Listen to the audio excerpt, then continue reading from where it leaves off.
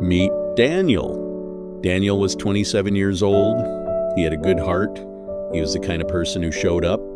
If you needed help moving, Daniel was there. If you needed someone to talk to at midnight, Daniel picked up the phone. If you had a dream, Daniel was the first one to say, "You can do it." He had one best friend, Marcus.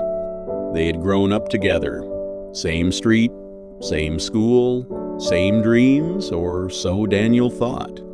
Daniel wanted to become a writer. He had been working on a book for 3 years. Every spare moment, every quiet night, every weekend, he poured himself into it.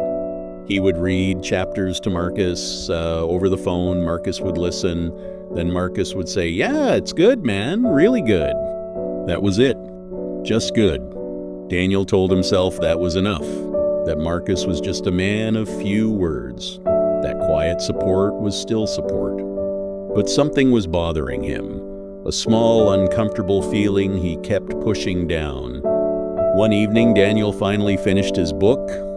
He sent the manuscript to Marcus with shaking hands and a racing heart. This was 3 years of his life. 3 years of lost sleep, skipped weekends, and silent sacrifice. Marcus read it overnight. The next morning, he called. "So?" Daniel asked. Marcus paused. "It's decent. I mean, it's fine, but honestly, I don't think it's ready. People might not connect with it. Maybe wait. Maybe work on it more. Maybe it's just not the right time." Daniel felt the air leave the room. He trusted Marcus more than anyone. So he waited. He rewrote. He doubted. He delayed. He sent it to no one. Months passed. Then one afternoon, Daniel was scrolling through his phone and stopped cold. A book. A new release. A debut novel from a writer he had never heard of. The topic was almost identical to his. The voice was similar. The story felt like it had been pulled from his own chest. He bought it immediately.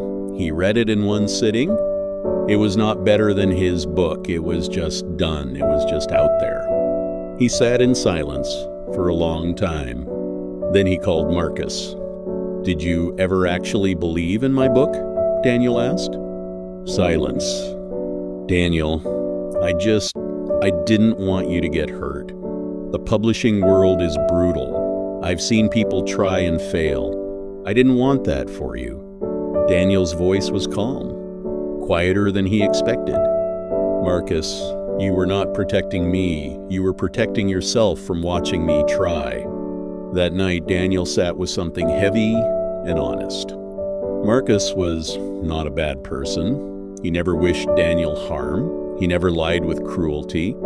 But he had done something just as damaging. He had stayed silent when his words could have built something.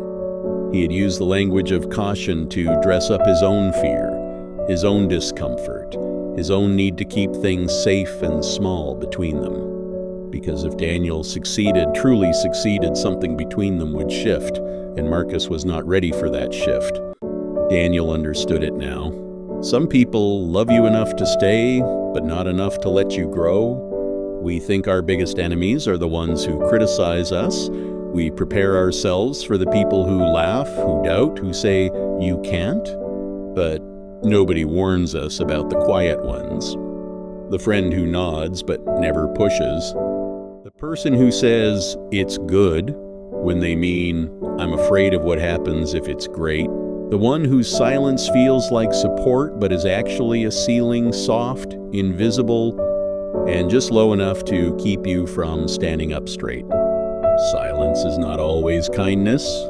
Sometimes silence is the most comfortable form of betrayal. Daniel submitted his manuscript the following week. He did not wait for the perfect draft. He did not wait for someone to tell him it was ready.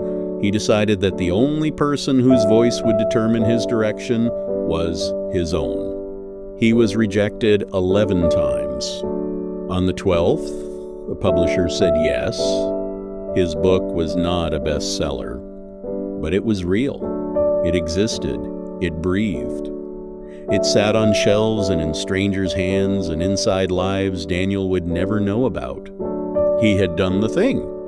Look around you carefully, not at your critics, not at your enemies. Look at the people closest to you, the ones who nod, the ones who say someday, the ones who love you but leave your fire just low enough to manage.